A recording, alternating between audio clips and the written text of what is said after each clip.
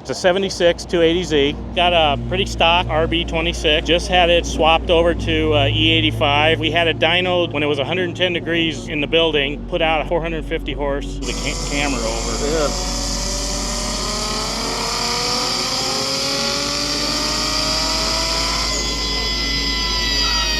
My tuner thinks it might approach 500 horse when it's on a cool day. And it's got a brand new RB25 transmission in it and a Ford 8.8 rear end. The front subframe and the rear subframe are Apex engineered racing suspensions. Brand new poly fuel tank, and the fuel system's all new up to the engine. It's got 1050 ID injectors. The turbo's Garrett GTX 3076. Interior's got mostly all speed hut gauges. Just put the Recaro seats in it this winter.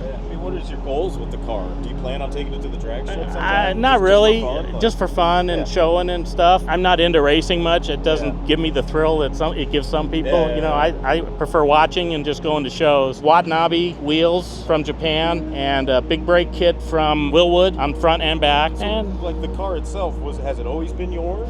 I've had it about 7.5 years now. I bought it from a guy in Oklahoma. He had put the motor swap in already and he had painted it. Okay. But everything else was bone stock. Wow. Yeah. So they had the stock suspension, which is crap, and stock interior, which was falling apart. How could the stock suspension even handle what that? No, it can't. It can't. This suspension can barely handle 450 horsepower because the car's so light. Yeah. It only weighs about 2,800 pounds. Yeah. And I've done a lot of little, exterior features like the carbon fiber spoiler and stuff. I love that touch. Yeah. It's a 76 280Z.